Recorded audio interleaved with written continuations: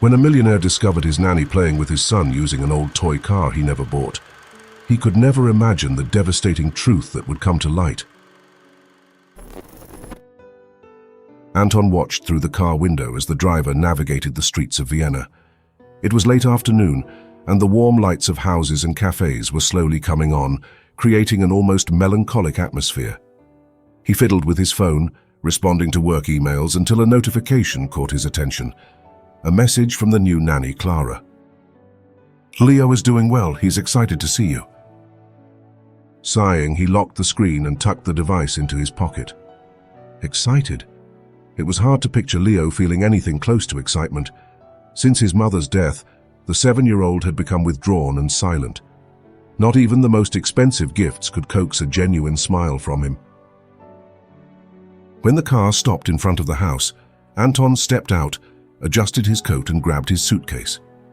The living room lights were on, and a muffled laugh escaped through the open window.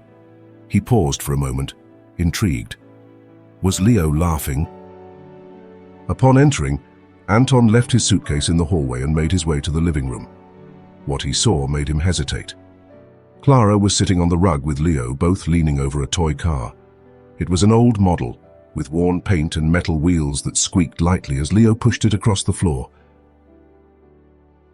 "Daddy!" Leo shouted, looking up with a smile that Anton hadn't seen in months. Anton forced a smile and waved, but his attention was on the toy. He was certain he had never bought it. "Welcome back, Mr. Schreiber," Clara said, standing up and wiping her hands on her apron. "I hope your trip was pleasant." Anton nodded, still staring at the toy. "What is that?" Clara looked at the car as if it were the most natural thing in the world. A toy car. Leo loved it. Leo chimed in. "It's amazing, Daddy. It makes real noise when it moves." Anton furrowed his brow. "Where did it come from?" Clara hesitated for a moment but replied with a calm smile. "It was stored in your mother's closet. I thought Leo might like it." Anton crossed his arms. "In my mother's closet?" She nodded. "Yes, it seemed old, but I thought it could bring back good memories." "I don't remember this car," Anton murmured, more to himself than to the others. Leo returned to pushing the toy, ignoring the tension in the air. Clara leaned down, gathered the scattered toys, and gently suggested, "Maybe it would be nice if you joined us for dinner. I'm sure Leo would love to share how his day went." Anton studied Clara for a moment before nodding. He didn't have the energy to argue. At the dinner table, the conversation flowed unusually well. Leo was chatty, sharing details about his play with the toy car, and even asking Clara for suggestions on names for the toy. Anton watched in silence, still intrigued by her presence. Clara seemed at ease, but there was something about her demeanor that Anton couldn't quite put his finger on. He didn't know much about her. She had been recommended by a close family friend and appeared to have experience with children, but Anton realized he had never asked deeper questions. "That toy car," Anton interrupted casually, looking at Clara. "You said it was in my mother's room?" "Yes, at the back of the closet, wrapped in a blanket. It looked like it had been stored carefully." Anton nodded slowly. The idea of his mother keeping something so specific unsettled him. He knew she valued memories, but he couldn't connect the toy car to any specific childhood memory. Clara wiped her mouth with her napkin and added with a serene smile, "Sometimes objects hold stories we've forgotten. That toy car, for example, seems to have brought comfort during many difficult moments." Anton narrowed his eyes. "Comfort?" She met his gaze, calm. "Some things have a longer history than we realize." Anton felt a strange chill but didn't respond. Instead, he returned to eating in silence, watching Leo play with the toy on the floor as he finished his meal. Later that night, Anton was in his office trying to work, but his mind kept drifting back to the toy car. He opened an old photo album he had brought down from the attic a few weeks earlier. The pages were filled with images of his childhood and moments with his mother. One specific photo caught his attention, him at 5 years old, holding an identical toy car to the one Leo was playing with now. But it was impossible. He didn't remember seeing that toy in the last 30 years. Sitting in his leather armchair, Anton closed the album and looked at the slightly ajar office door. From the hallway, he could hear the soft sound of the toy car's wheels squeaking as Leo pushed it across the floor of his room. He closed his eyes and tried to concentrate, but in the back of his mind something nagged at him. Clara knew too much. Her smile, so calm and reassuring, seemed to hide secrets. And that toy car. How had it appeared so conveniently? Anton needed answers, and he would get them. The sound of the toy cart's wheels rolling across the floor echoed through the house. It was like a little steam engine, with a constant creaking that Anton knew by heart. Sitting on the sofa in the living room, he absent-mindedly flipped through a newspaper, but his eyes frequently drifted to Leo. The boy was engrossed, pushing the cart back and forth, creating a small imaginary world where the toy was the hero of all adventures. "He seems to be enjoying it, doesn't he?" Clara asked, holding a cup of tea as she settled into a nearby armchair. "Looks like it," Anton replied, keeping his gaze on Leo. "He told me that the cart reminds him of his mother," Clara continued, "that it's the kind of thing she would have chosen for him." Anton furrowed his brow. Leo never talked about his mother. It was as if the boy had buried his memories along with her, and hearing that from Clara unsettled him. "He told you that?" Anton asked, his skepticism evident. "Yes, during playtime. Sometimes toys help children express what words cannot." Anton remained silent. Clara seemed too at ease, as if she were already part of the family, but that made him uncomfortable. He felt like he was losing some control over his relationship with his son. Later that night, Anton stayed in the office late, reviewing work reports. The distant sound of the toy cart could still be heard from Leo's room. Eventually, the creaking stopped and silence filled the house. He relaxed, thinking that the boy had finally fallen asleep. Getting up, Anton decided to check on Leo before heading to bed. As he approached the room, he heard soft voices. He paused at the door, realizing that Leo and Clara were talking. "So the boy was scared?" Leo's voice sounded curious. "Yes," Clara replied gently. "He thought he wouldn't be able to face what frightened him. But then he took the cart, which was very special to him, and pushed it like it was a shield. Each time the cart moved, the fear seemed to disappear." Anton frowned. The story sounded strangely familiar. He tried to remember, but the memory was fragmented, like a faded photo in the back of his mind. "Did he win?" Leo asked. Clara smiled. "Of course. He learned that sometimes courage comes from where we least expect it." Anton took a step back, trying to process what he had heard. He didn't know if he felt disturbed or intrigued. He returned to the office, unable to shake the feeling that something was amiss. The next morning, Leo was in the living room with the cart, pushing it around an improvised circuit made of books. Anton walked in and tried to strike up a conversation. "Leo, what do you like so much about that cart?" Leo shrugged, still focused. "It's special."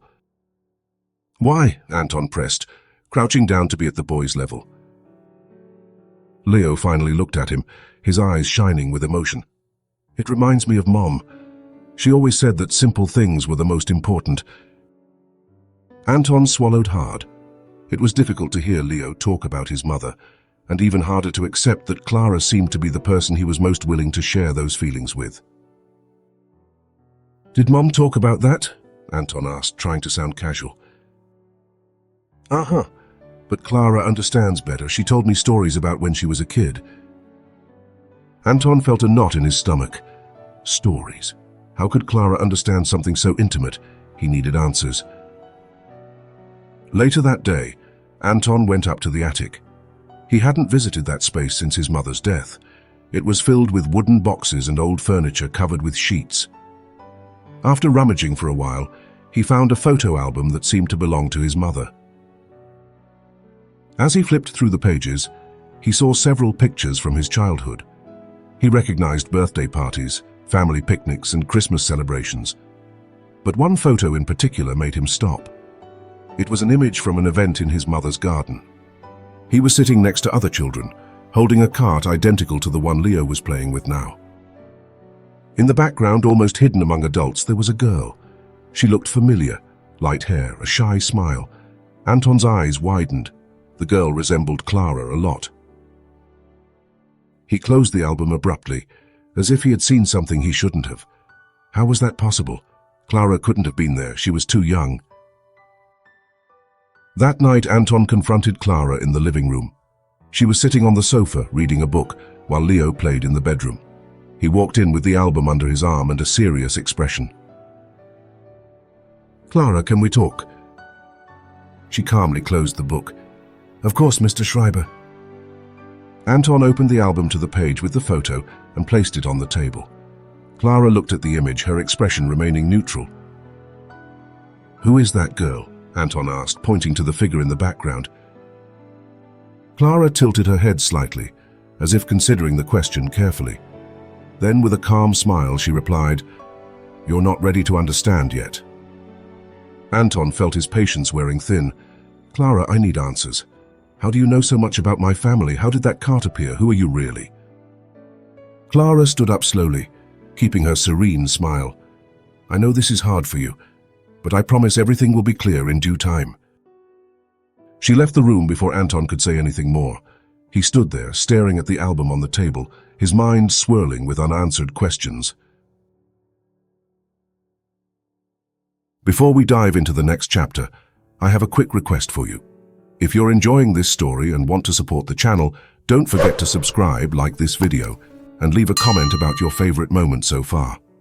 It really helps the channel grow and allows us to create more heartfelt stories for you. Now let's continue with the story. The cold morning air of Vienna carried the scent of dried leaves and burnt wood. Anton walked through the small garden that separated his house from that of Mr. Steiner, the elderly neighbor who had known his family for decades. He held the photo album under his arm, the image of the girl who seemed to be Clara fixed in his mind. Arriving at the rustic wooden door of Steiner's house, Anton rang the doorbell. After a few moments, he heard slow footsteps and the door opened, revealing the old neighbor wrapped in his thick shawl. "Ah, Anton, what a surprise. Come in," said Steiner, his voice rough yet warm. Anton stepped inside, feeling the cozy warmth of the small living room. Mr. Steiner's house was filled with antique objects, family photos, and books scattered around. The environment reminded him of the times when his mother was still alive, and he often came here as a child. "What can I do for you?" asked Steiner as he poured 2 cups of tea. Anton opened the photo album and placed it on the table between them. He pointed at the image of the garden party. "I need answers, Mr. Steiner. Do you recognize this girl?" Steiner put on his glasses and examined the photo for a long moment. He then leaned back in his armchair, appearing to ponder. "Yes, I recognize her," he finally said. "Clara." Anton leaned forward, surprised. "Clara? How could she be here? That was over 20 years ago." Steiner shook his head slowly, a mysterious smile on his face.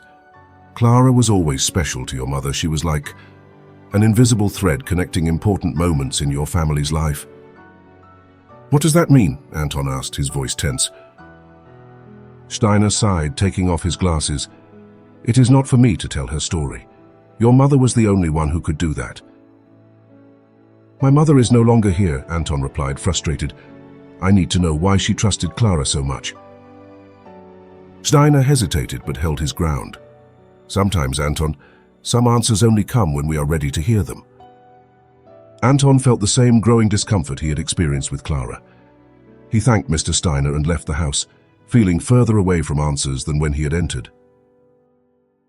Back at his own house, Anton found Leo sitting on the floor of their mother's room, surrounded by scattered photo albums. The boy was completely absorbed, flipping through pages with a mix of curiosity and fascination. "Leo, what are you doing here?" Anton asked, entering the room. Leo looked up at him with bright eyes. "I'm looking at Mommy's photos. Clara said it would be nice to remember her." Anton knelt down, picking up one of the albums. It was strange how Clara seemed to have an invisible power to open doors to memories he himself had avoided. As he turned the pages, Anton saw more images from his childhood. And then, there she was again, Clara. Always in the background, never in the center, yet clearly present at significant events. Birthdays, picnics, and even a Christmas celebration. Leo pointed to one of the photos. "Look, Daddy, Clara is here too." Anton tried to hide his unease. "Yes, I see." "Why is she in so many photos?" Leo asked, confused. Anton was at a loss for words. He knew he couldn't give an honest answer because he didn't understand it himself. At that moment, Clara appeared in the doorway of the room. She carried a tray with tea and cookies, but her eyes immediately fell on the scattered albums. "So you found more photos," she said with a calm smile, walking into the room. Leo jumped up and ran to her, holding the photo excitedly. "Clara, why are you in all these pictures?" Clara looked at the image and then at Leo, her expression soft and warm. She knelt down to be at the boy's level and replied gently, "Because I have always loved your family, Leo. My presence here was out of love." Anton watched the scene, trying to decipher the hidden meaning in Clara's words. He felt that there was more than she was willing to admit. Later that night, Anton couldn't sleep. He got out of bed and went back to the attic. The place was dark and dusty, but he had the feeling that the answers were hidden there. After rummaging through boxes for over an hour, he found something that made him stop. It was a sealed envelope with the name Clara, written in his mother's handwriting. Anton descended to the office with the envelope, his mind racing with questions. He took a letter opener and carefully broke the seal. Inside, there was a handwritten letter with words that made his heart race. "Dear Anton, if you have found this letter, it means you are searching for answers about Clara. I know it may be hard to understand why she was always around, but I ask that you trust her as I did. Clara is part of something greater than you can imagine, and one day you will see that her presence is essential to our family. With love, Mom." Anton read the letter several times, trying to absorb the implications. He didn't know if he was closer or further from understanding Clara, but one thing was certain. His mother absolutely trusted her. He closed the letter, feeling a mix of frustration and curiosity. Clara was an enigma, and he wouldn't rest until he uncovered the whole truth. The letter lay open on Anton's desk, but he couldn't take his eyes off it. His mother's words echoed in his mind, enigmatic and frustrating. Trust her, as I trusted. How could he trust someone who seemed to hide so much? The familiar creaking of wheels from the cart upstairs interrupted his thoughts. He stood up, grabbed the letter, and walked up the stairs with firm steps. It was late, but Leo was still awake, pushing the cart back and forth in his room. Anton entered, crossing his arms as he watched his son. "Leo, it's late. You should be sleeping." Leo stopped but kept his hands on the cart. "I can't sleep." Anton sighed and sat on the boy's bed. "Is it because of Mom?" Leo nodded, his gaze fixed on the cart. "She's never coming back, is she?" The bluntness of the question hit Anton like a punch. He opened his mouth to respond, but before he could say anything, Leo continued. "But the cart helps. It makes me feel like she's still here." Anton didn't know what to say. He didn't want to dismiss his son's feelings, but Leo's growing obsession with the cart worried him. He felt a mix of guilt and helplessness that only intensified when he realized his son was finding comfort in something he himself couldn't provide. The next morning, Anton found Clara in the kitchen preparing breakfast. She appeared calm as always, but he was determined to confront her. "We need to talk," he said, pulling out a chair at the table. Clara looked at him, setting down the spatula. "Sure." He placed his mother's letter on the table between them. "Did you know about this?" Clara quickly read the words and sighed, closing her eyes for a moment before responding. "Yes, I knew." Anton leaned forward. "And what does it mean? Why did my mother trust you so much?" Clara hesitated, but finally replied, "Your mother and I met many years before you hired me. She helped me during a difficult time." That's vague, Anton said, irritation clear in his voice. I need more than that, Clara. My mother wrote that you are essential to our family. What does that mean? Clara met his gaze, serious. It means that some truths can cause more pain than relief. Anton stood up, slamming his hand on the table. Pain? Do you think this is less painful? Having my son closer to you than to me? Feeling like there's something everyone knows but me? Clara remained calm, but there was sadness in her eyes. I promised your mother I would protect you and Leo, and part of that protection involves waiting until you are ready to hear. Ready, Anton laughed humorlessly. And who decides that, you? No, Clara said softly. You decide. The tension between Anton and Clara did not go unnoticed by Leo. The boy grew increasingly quiet during meals, but his relationship with the cart seemed to intensify. He took it everywhere, even to the dinner table, where he kept it carefully by his side while eating. One night, while Clara was reading on the couch, Anton entered the living room and stopped beside her. He's obsessed with the cart, he said bluntly. Clara slowly closed her book and looked at him. Maybe the cart is what he needs right now. He needs me, not a toy. Clara tilted her head. Then show him that. Anton opened his mouth to respond, but before he could say anything, he heard the sound of footsteps running upstairs. He and Clara quickly ascended to find Leo sitting on the floor of his room, clutching the cart tightly. What's wrong, Leo? Clara asked, kneeling beside him. Leo looked at Anton with tear-filled eyes. You want to take him away from me, don't you? Anton was taken aback. What? You don't like him, Leo said, his voice choked. You don't like anything that matters to me. Leo's words hit Anton like a blow. He took a step back, trying to process what he had just heard. Clara placed her hand on Leo's shoulder, trying to calm him. Anton, still stunned, slowly knelt down and picked up the cart. He turned it over in his hands, examining it more closely than he ever had before. It was then that he noticed something he had never seen. 2 tiny engravings carved into the worn wood. The names were clear, Anton and Clara.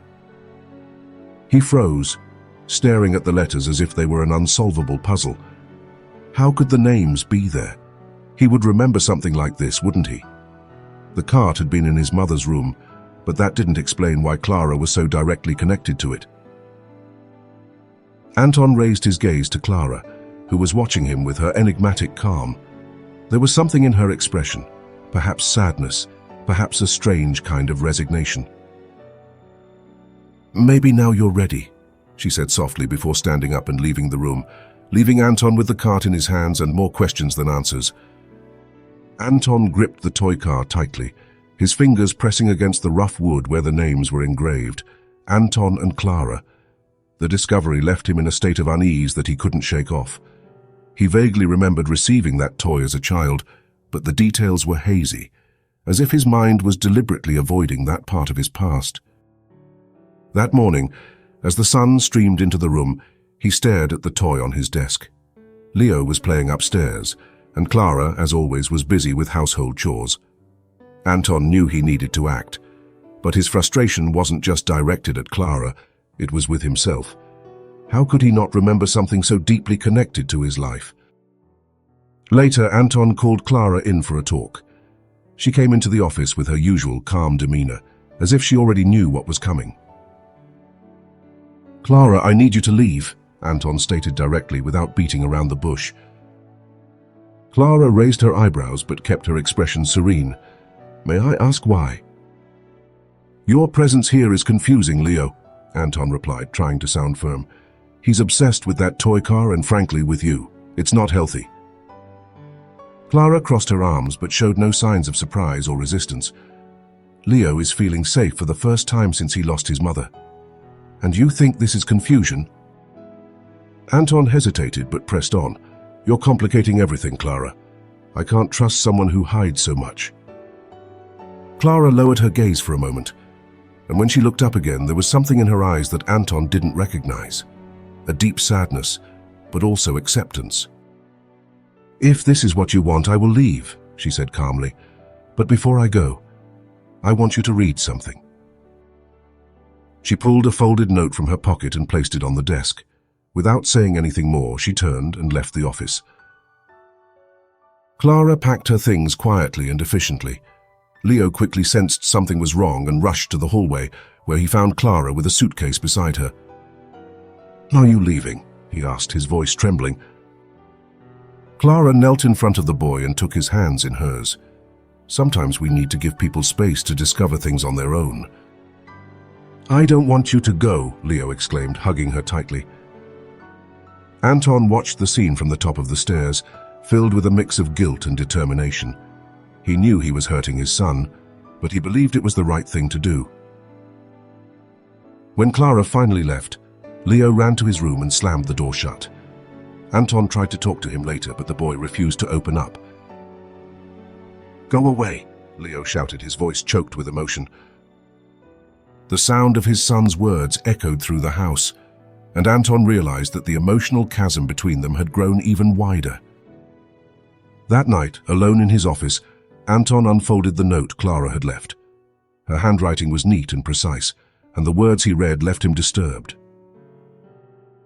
"Anton, this toy car is more than just a toy. It is a symbol of love and protection, passed down through generations by your mother. It represents what she valued most: family. Understand that the story of this car is also your story. When you are ready to accept it, you will find the answers you seek." Anton squeezed the note between his fingers. The words sounded as much like a farewell as a challenge. He looked at the toy car on the desk, trying to imagine what it meant. In the days that followed, Clara's absence was palpable. The house felt colder and emptier. Leo barely left his room, refusing to speak with Anton except when absolutely necessary. One afternoon, unable to bear the silence, Anton decided to take a walk around the neighborhood. He needed fresh air. He needed to think. His legs guided him almost instinctively to Mr. Steiner's house. The old man was sitting on his porch, wrapped in a thick coat, watching the leaves fall from the trees. "Anton," he said with a gentle smile, "it's not common to see you out and about." Anton sat down next to him without ceremony. "Steiner, I need answers. About Clara, about my mother, about this toy car." Steiner sighed, gazing into the horizon for a moment before responding. "I figured this would happen." "You know more than you're saying," Anton insisted. "Why did my mother trust her so much?" The old man fell silent for a moment, as if carefully choosing his words. "Do you remember when you were 5 years old?" he finally asked. Anton furrowed his brow. "Not much, why?" Steiner looked at him with a loaded expression. "There was an accident. An incident in the garden. You fell from a tree and nearly hurt yourself badly." Anton blinked, trying to dredge the memory from his mind, but finding only vague fragments. "Your mother was away, but Clara was there. She was the one who saved you." Anton fell silent, absorbing what he had just heard. Clara had been there. He couldn't recall, but something in the way Steiner spoke felt undeniably true. "Why was she there?" Anton finally asked. Steiner smiled softly. "Your mother trusted her as part of the family. Perhaps it's time for you to do the same." Anton returned home with his mind racing. He entered his office, looked at the toy car on the desk, and ran his fingers over the engraved names, Anton and Clara. For the first time, he began to consider that maybe, just maybe, there was more truth in Clara's words than he wanted to admit. The day began with a calm tone, but Anton knew something was off. Leo remained silent during breakfast, fiddling with his toy cart without his usual enthusiasm. Since Clara's departure, the boy seemed to be in a state of emotional isolation that Anton couldn't penetrate. "Leo, do you want to go to the community event in the park today?" Anton asked, trying to sound upbeat. Leo shrugged. "Maybe." Anton sighed. He knew that breaking through his son's silence was a barrier he needed to overcome, but he didn't know how. He himself was distracted, trying to process the recent revelations about Clara and the toy cart. The park was alive with activity. Children running around, music playing, and food stalls scattered across the lawn. Anton took Leo, hoping the lively atmosphere might cheer him up. "Look, Leo, there are games and a bouncy castle. Want to give it a try?" Anton suggested, pointing to an area filled with kids playing. Leo shook his head and hugged the cart to his chest, refusing to participate. "I'll stay here," the boy said, sitting on a nearby bench. Anton tried to insist, but Leo's resolute expression made him give up. He stepped away to grab something to drink, keeping an eye on his son from a distance. When he returned, Leo was no longer on the bench. "Leo?" Anton called, looking around frantically. There was no sign of the boy. Panic began to set in. He rushed to ask people at the stalls and volunteers in the park, but no one had seen Leo. "He was here with a toy cart," Anton told one of the organizers. "He can't have gone far." The feeling of desperation grew with each passing minute. Anton knew Leo was emotionally vulnerable and feared what might happen. As Anton searched for Leo in the park, Clara, returning from a visit to the city, received a call from one of the event organizers. Without hesitation, she headed to the park. When she arrived, she found Anton visibly agitated. "Clara, what are you doing here?" he asked, confused but relieved to see her. "I was told Leo is missing," she replied with a determination Anton didn't expect. "Let's find him." Anton wanted to question her, but he realized there was no time. He nodded and continued the search with Clara by his side. They split up, each covering a different area of the park. Clara walked quickly, asking people if they had seen a boy with a cart. Something inside her told her he wasn't in the park. Her instincts led her to a trail that led out of the park toward the nearby river. There he was. Leo stood at the riverbank, crying. The cart had fallen into the water and was being carried away by the current. "Leo!" Clara shouted, running toward him. Leo looked at her with wide eyes.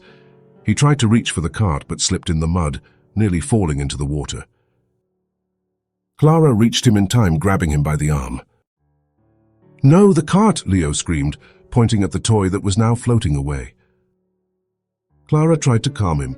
"Leo, you're safe now, forget the cart." "No, it was Mommy's," the boy cried, struggling to break free. As she fought to keep Leo safe, Clara realized the current was stronger than it appeared. She knew she had to get him out of there before something worse happened. Anton arrived a few minutes later, following the screams. What he saw made his heart stop. Clara was holding Leo, but the bank was narrow and slippery. He ran to them. "Clara, what's happening?" he asked, terrified. Clara looked at him, her expression determined but exhausted. He tried to grab the cart. Anton reached out to take Leo. Clara carefully handed him over, but in the process she lost her balance. She slipped into the water, and the cold water enveloped her instantly. "Clara!" Anton shouted, holding Leo with one hand while reaching out with the other to try to grab her. Clara struggled against the current, trying to swim back to the bank. With a desperate effort, Anton secured Leo safely and jumped in to help her. He managed to grab her hand, and with a combined effort, he pulled her back to the bank. Clara was soaked and exhausted, but alive. After they caught their breath, Clara sat on the grass, holding Anton's arm to steady herself. Leo sat beside them, sobbing. Anton turned to Clara, still breathing heavily. "Why did you do that? Why would you risk your life like that?" Clara looked at him with an intense but calm expression. "Because your mother asked me to protect you and him, no matter the cost." Anton fell silent, her words echoing in his mind. The connection he was trying to understand now felt more real than ever. That night, after Clara received first aid and Leo finally fell asleep, Anton sat alone in the office. He held the note Clara had left days earlier and looked at the cart that had been retrieved from the river by a volunteer. And then memories began to flood back. He remembered being in a garden as a child, climbing a tree and slipping. He saw flashes of a girl who looked like Clara, running to catch him before he fell.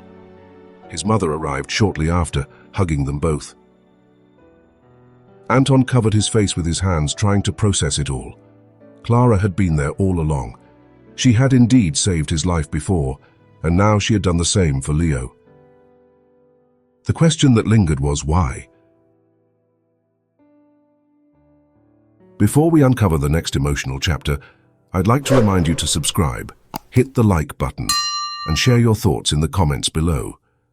Your support is incredibly important for the growth of this channel, and it motivates us to keep bringing you stories that touch your heart. Let's proceed with the story. The night was quiet, but Anton's mind was a whirlwind. The images of Clara risking her life to save Leo kept replaying in his head. He sat in his office, staring at the toy car on the table, feeling the weight of her words echoing. "Your mother asked me to protect you and him, no matter the cost." Determined to find answers, Anton returned to the attic, where he had previously uncovered clues. He rummaged through drawers and boxes, searching for something, anything, that could clarify Clara's role in his life. After nearly an hour of searching, his hand brushed against something familiar, an old wooden box with a rusty latch. He opened it carefully, revealing cassette tapes organized in small compartments. On one of them, his mother had written in her elegant handwriting, "Important memories." Anton picked up the tape marked with a date from over 2 decades ago. He descended the stairs, dusted off an old tape recorder that was in the living room cabinet, and placed the tape inside. The initial sound was static, but soon his mother's voice filled the space. "If you're listening to this, my dear Anton, it's because the time has come for you to know the truth. You may have questions I never had the courage to answer in my lifetime, so here is my confession." His mother's voice trembled, heavy with emotion. "Many years ago, before I married your father, I was involved with someone. It was a love that couldn't last, but it brought something precious into the world. Clara." Anton froze, his breath caught in his throat. "I couldn't raise her openly. At the time, your grandmother was strict and society didn't forgive mistakes like mine, so I made a painful decision. Clara was raised in another home, but always under my watchful eye. I ensured she had everything she needed, including love, even if from a distance. She knew who I was, and over time she understood that her connection to you and our family would be a secret for now." The tape paused, followed by a deep sigh. "Anton, Clara is not just someone who works for you. She is part of our family, and I entrusted her with a mission to protect you and Leo because in my heart, she is as much my daughter as you are my son." The sound ceased. Anton sat in silence, unable to fully process what he had just heard. His mother had had another child. Clara was his half-sister.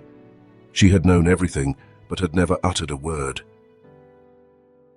The next morning, Anton found Clara in the kitchen. She was quiet, preoccupied with a teapot, but stopped when she noticed his presence. "Anton, you look tired." He crossed his arms and met her gaze. "I heard the recording." Clara straightened up, the teapot still in her hand. For a moment she said nothing, but then she set the teapot aside and locked eyes with Anton. "So now you know," she said calmly. Anton stepped closer, his voice heavy with emotion. "Why didn't you tell me? Why didn't you say you were part of my family?" Clara took a deep breath, her hands clenched against the kitchen counter. "Because it wasn't necessary. My love for you all never needed acknowledgement." Anton fell silent, her words piercing something deep in his heart. He had always suspected Clara was different, but he never imagined the extent of their connection. "But why did you accept staying in the shadows?" he asked, a mix of anger and sadness in his voice. Clara smiled softly, but there was pain in her eyes. "Because sometimes loving means putting others above yourself. Your mother taught me that." Anton tried to speak, but his throat felt tight. He realized that throughout his life, Clara had been there, in photos, in crucial moments, and now risking her own life for Leo. As they talked, Leo appeared in the kitchen doorway. He looked at them, confused but also curious. "What's going on?" he asked, holding the toy car. Anton turned to his son but hesitated. He didn't know how to explain to Leo what he had just discovered. Clara, however, knelt down to Leo's height and gave him a warm smile. "We're just having a conversation, Leo." But the boy frowned and looked at Anton. "Did you fight with Clara?" Anton shook his head. "No, son, we're not fighting. We're resolving some important things."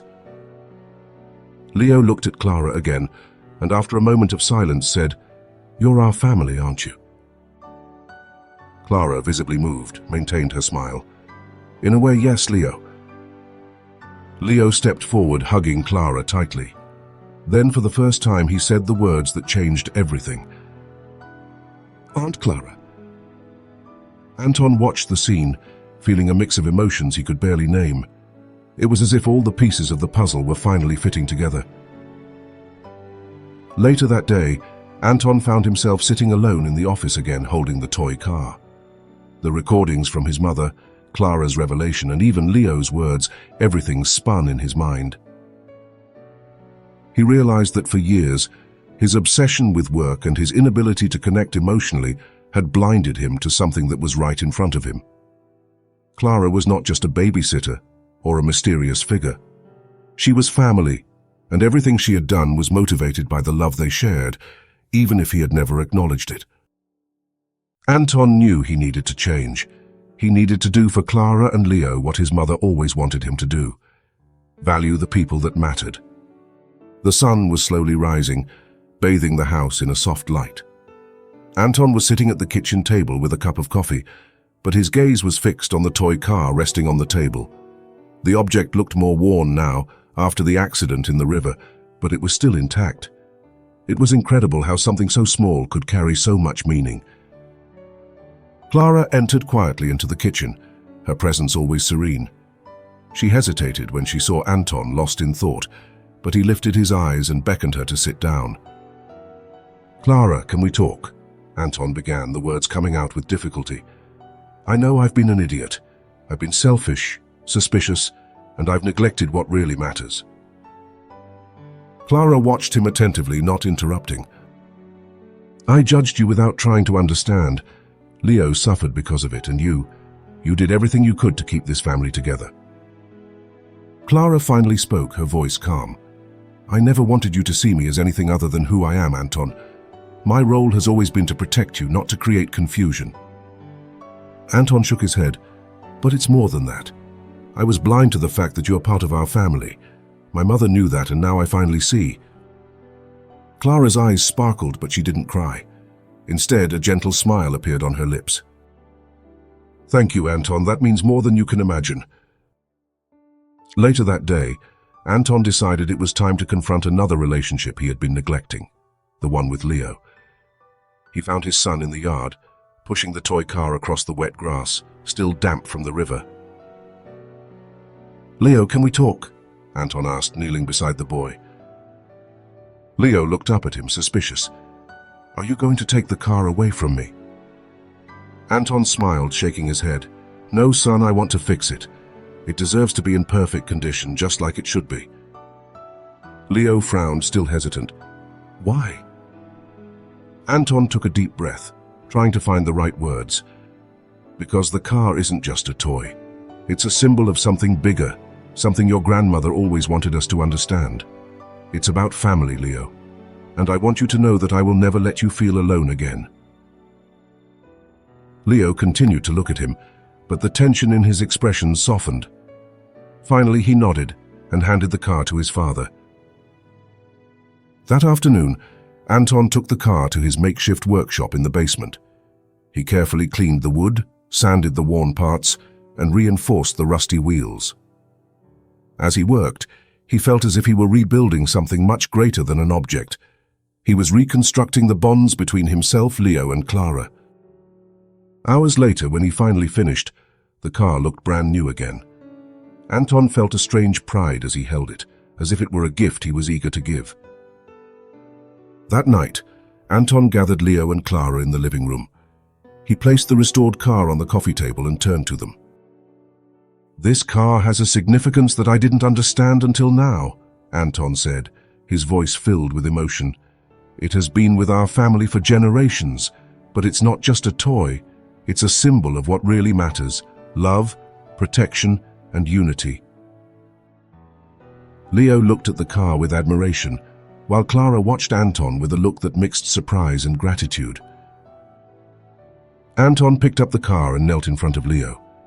"I fixed this for you because I want it to continue with you, but I want you to know that more than a car, I am here for you, always." Leo smiled shyly, taking the car. He held it as if it were the most precious object in the world. Anton stood up and turned to Clara. He took the car from Leo's hands for a moment and handed it to her.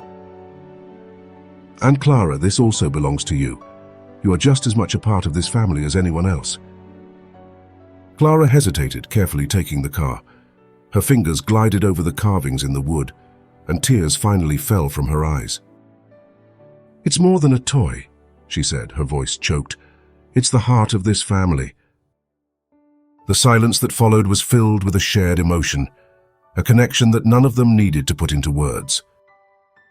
In the days that followed, the house felt more alive. Leo returned to playing with joy, and Anton was now more actively involved in his activities. Clara remained present, but now not just as a caretaker, but as a recognized part of the family. Anton knew there was still much to be done.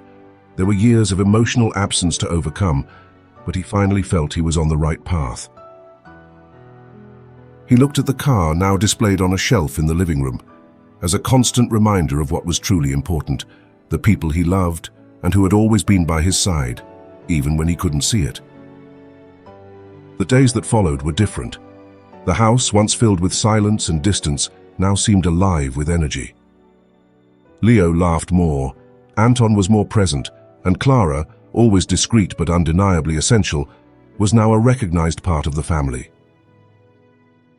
One chilly autumn morning, Anton woke up early and descended to the living room.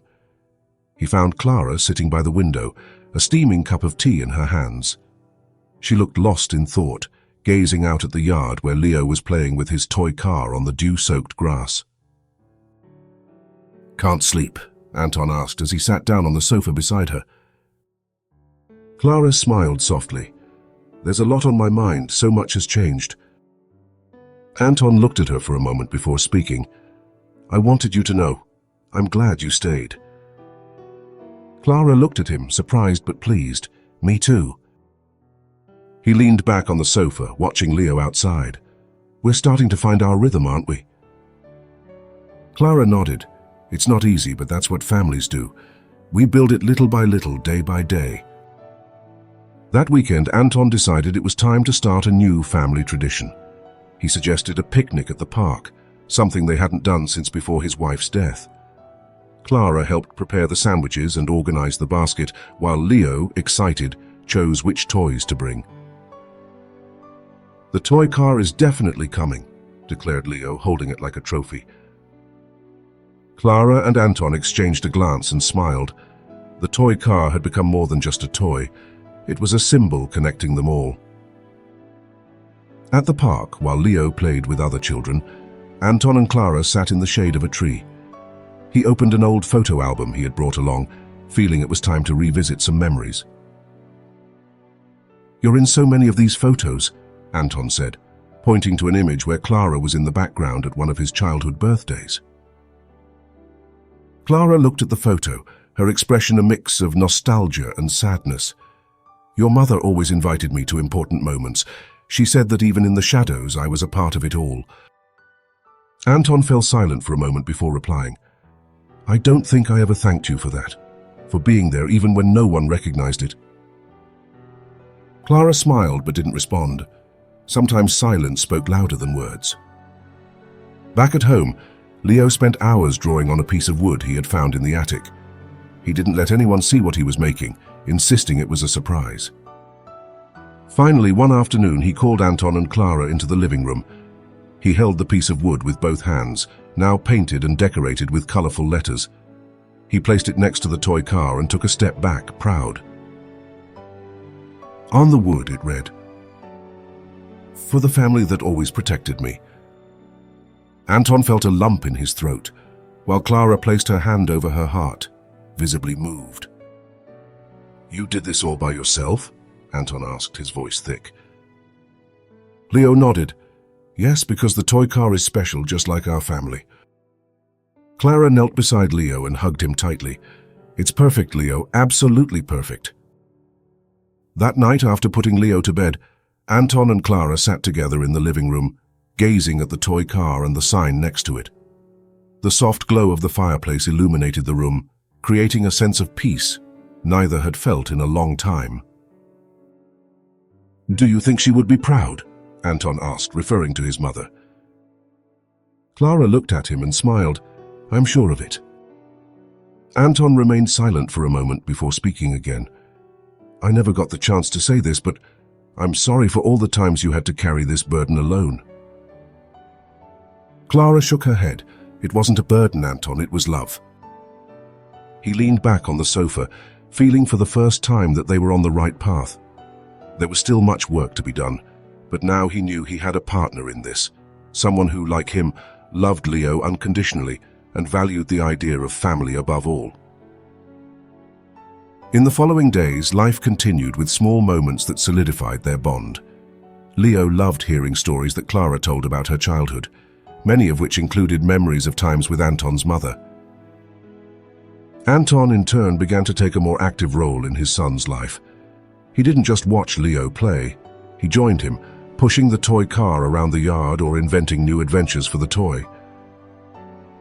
Clara continued to care for the house and the family, but now with a sense of belonging she had never felt before.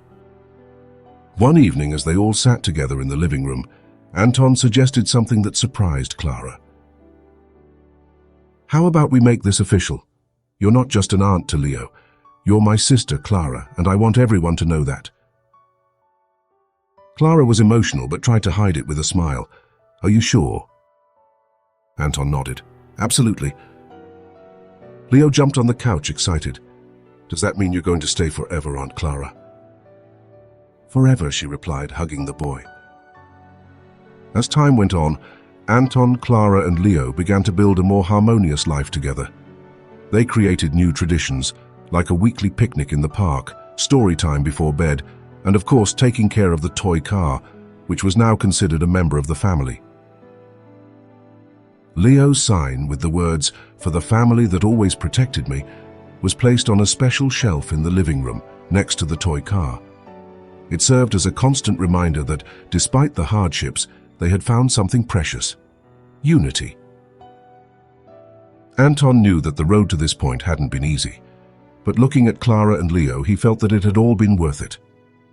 Time passed, slowly transforming the wounds of the past into scars that carried stories.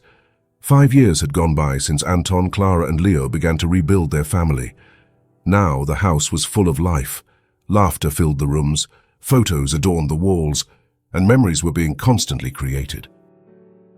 It was a spring morning, the sun shining on the backyard where Leo, now 12 years old, was helping Clara plant flowers in the garden. Anton watched them from the window, a satisfied smile on his face. But deep down, he knew there was still something left to do. In the attic, Anton had found one last letter from his mother weeks earlier. He hadn't been able to open it right away, as if the paper carried a weight he wasn't ready to bear.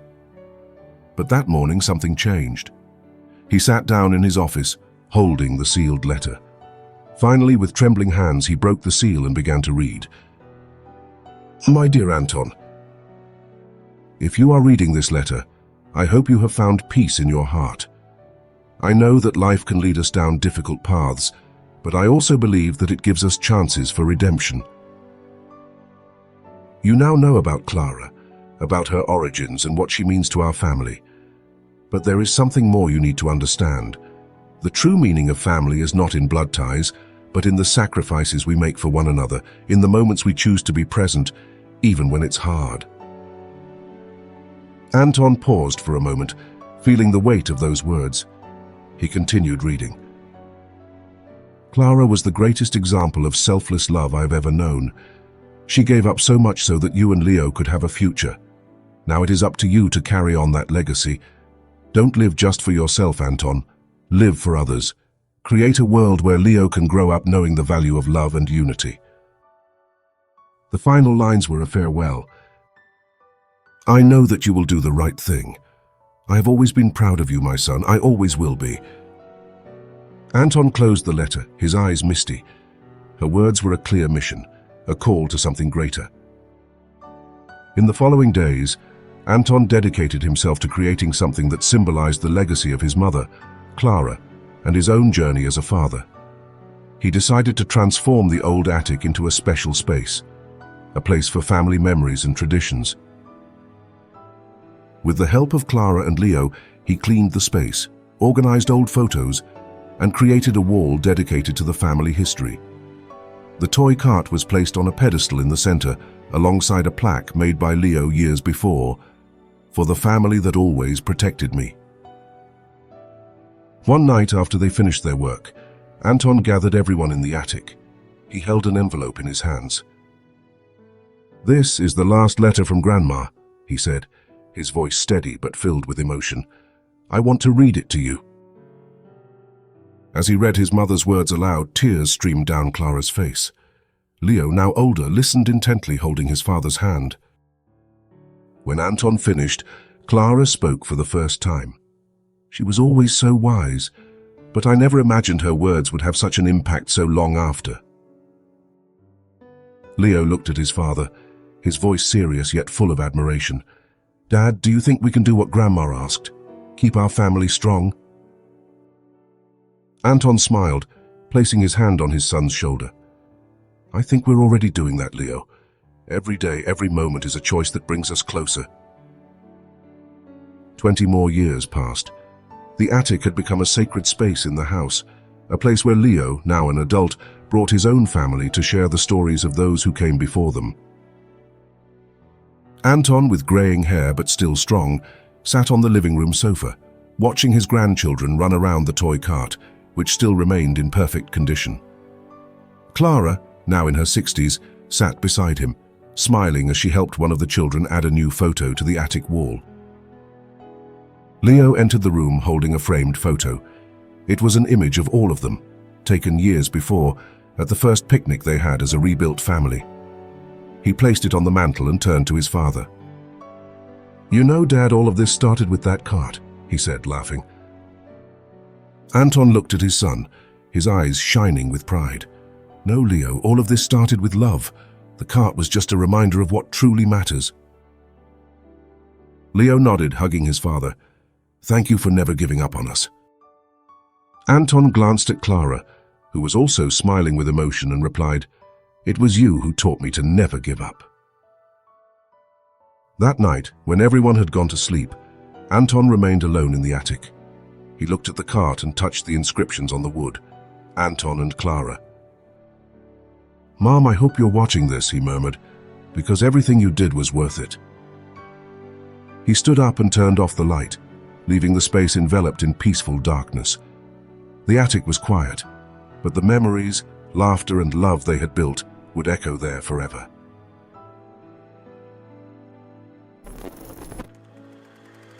The story of a distant father, a lonely boy, and a determined woman reminds us that the greatest treasures in life aren't material possessions, but the connections we build along the way. The toy car, more than just an object, represented love, protection, and the power to overcome past traumas and hidden truths. This journey teaches us that family is chosen by the heart, not just by blood, and the true legacy is the love we leave for future generations. Now reflect. What are the toy cars in your life? Those small gestures, objects, or moments that carry deep memories and meaning. And what did you think of this story? Share your thoughts in the comments. We'd love to hear your reflections and experiences. If you enjoyed this heartfelt story, don't forget to subscribe to the channel, hit the notification bell so you won't miss future videos, and leave a like to support us in bringing more stories that touch the heart. Share which part moved you the most in the comments, and don't miss the next recommended video by clicking on the end card that appears on your screen. It was chosen especially for you. Thank you for watching and for being part of our community. See you next time.